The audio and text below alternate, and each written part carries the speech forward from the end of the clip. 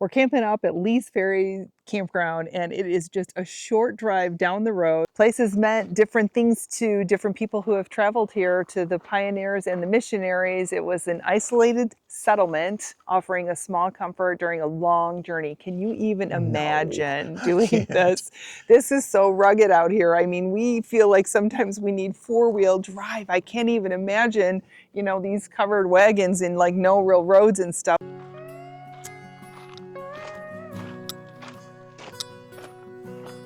Look at the orchard. I'm bummed there's no fruit to pick today.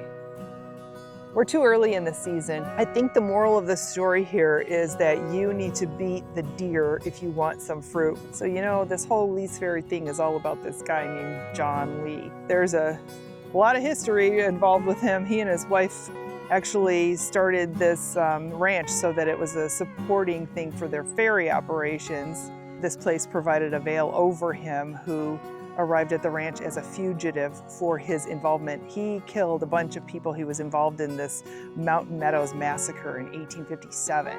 The law caught up with this dude and he was eventually executed. There's a lot of green in a place that there is not a lot of rain. And so you kind of have to wonder, how does all this get watered? So here's 1872's irrigation. And this is how they got water to their fields, through various dams, tunnels, and hand-dug ditches. Later, owners added flagstone to the mile-long ditch for stability. Today, water is pumped from the Colorado River.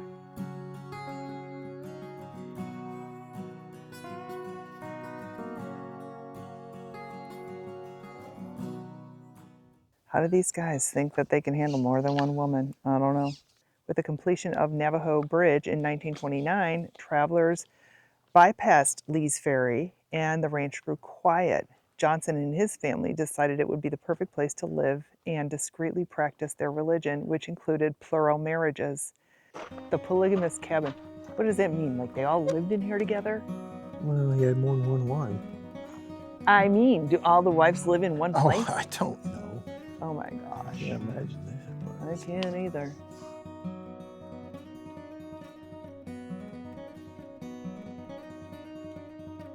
This is my area, the kitchen. Look at the pot. Did I burn dinner? You burned dinner all right. As long as I don't see a rattler in here, I'll be happy.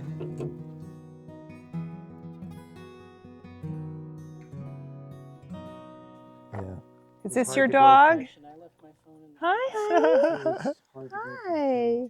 Let's see, what's your name?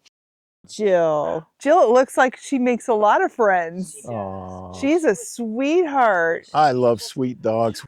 Are you a mama's girl? I want this dog. Oh my gosh. I mean, she's so gentle. We're at the Root Cellar.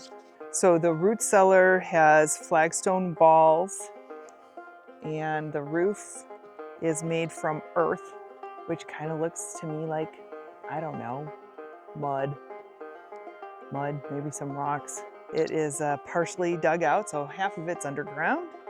And that was how things were refrigerated before electric appliances arrived on the scene. Vegetables were in here so they were safe from freezing in the wintertime, and then butter and cheese were able to survive in here without spoiling in the summertime.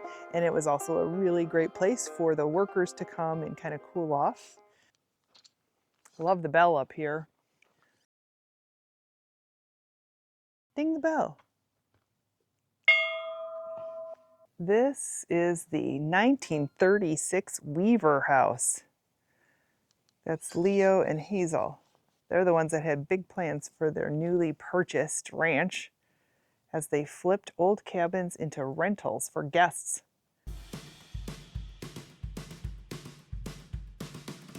This is one of the outbuildings that was the home to people who actually worked on the ranch.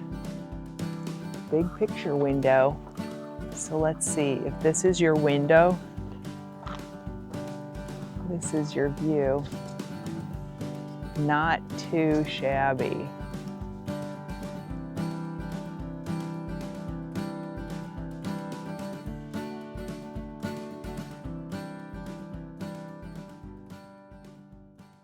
We're at the Pioneer Cemetery.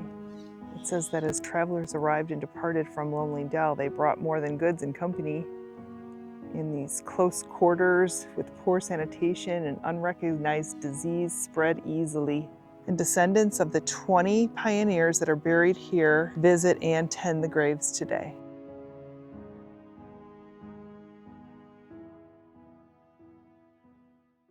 So it sounds like Gus Griffin, who was one of the owners of the ranch, wanted to improve the water over what the previous owners had done for water control and flow.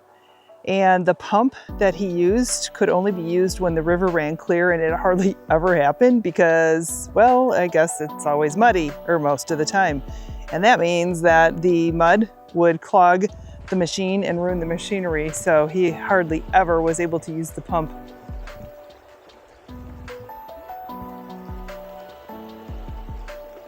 Well, we were excited to see the Lonely Dell, and it did not disappoint. No, it didn't.